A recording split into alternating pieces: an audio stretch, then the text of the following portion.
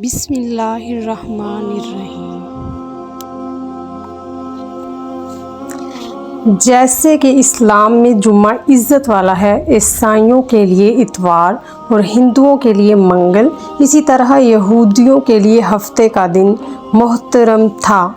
مگر فرق اتنا ہے کہ اسلام میں صرف ان لوگوں پر جن پر جمعے کی نماز فرض ہے، جمعے کی پہلی اذان سے ختم نماز تک دنیاوی کاروبار کرنا حرام ہے۔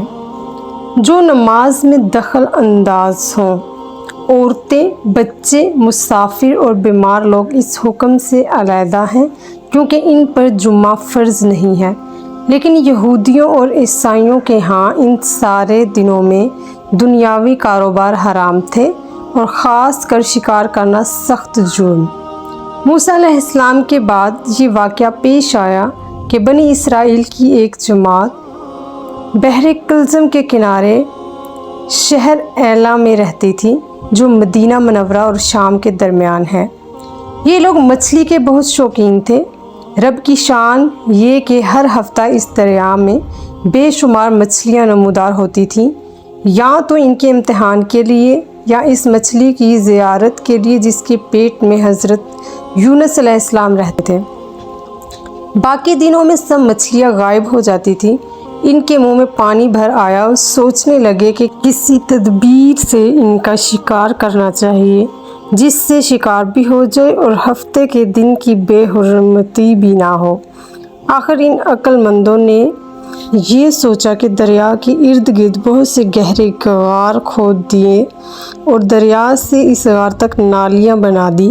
جمعے کی شام کو ان نالیوں کا منہ کھول دیتے تھے کہ پانی کے ساتھ مچھلیاں ان گڑھوں میں آ جائیں، اور اتوار کے دن ان گڑھوں سے پکڑ لیتے تھے اور کہتے تھے کہ ہم ہفتے کو شکار نہیں کرتے۔ انہوں نے وہ مچھلیاں خوب کھائیں اور فروخت کی، جس سے یہ بڑے مالدار ہو گئے۔ 40 یا 70 سال تک ان کا یہ عمل رہا۔ یہ لوگ کل 70,000 تھے۔ ان کی 3 جماعتیں بن گئی، ایک تو شکار کرنے والوں کی، دوسرے اس سے منع کرنے والوں کی، اور تیسرے خاموش رہنے والوں کی۔ یہ لوگ کل 12,000 تھے، باقی سب شکاری۔ جب شکاریوں نے ان کی نصیحت نہ مانی تو انہوں نے اپنے اور ان کے درمیان ایک دیوار بنا کر شہر کے 2 حصے بنا دیے اور کہا کہ ہم ان کے ساتھ نہیں رہیں گے کہ ہم پر عذاب نہ آ جائے۔ یہاں تک کہ داؤد علیہ السلام کا زمانہ آ گیا۔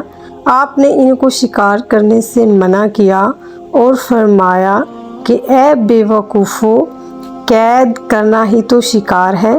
جیسے کوئی ہرن کو جال میں پھانس لے، اس نے شکار کر لیا، کھائے یا نہ کھائے، اور کھائے تو آج ہی کھائے یا کبھی دوسرے وقت۔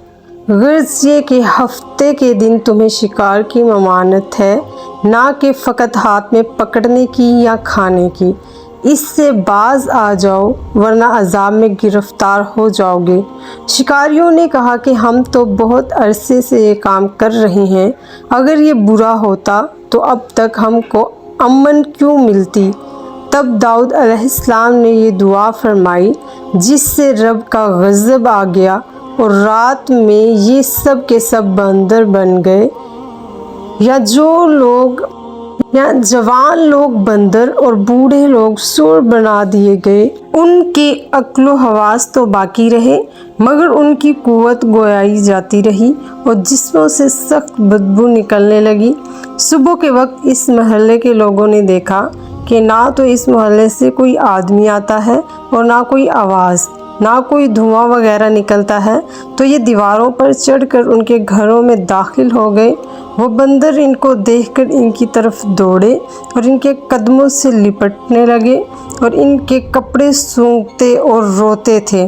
ان لوگوں نے کہا کہ کیا ہم نے تمہیں شکار کرنے سے منع نہیں کیا تھا؟ وہ بندر سر ہلاتے اور آنسو ان کے رخساروں پر بہتے تھے۔ اس حال پر ان کے 3 روز گزرے اور سب ہلاک کر دیے گئے۔ کوئی باقی بچا اور نہ ان کی نسل چلی۔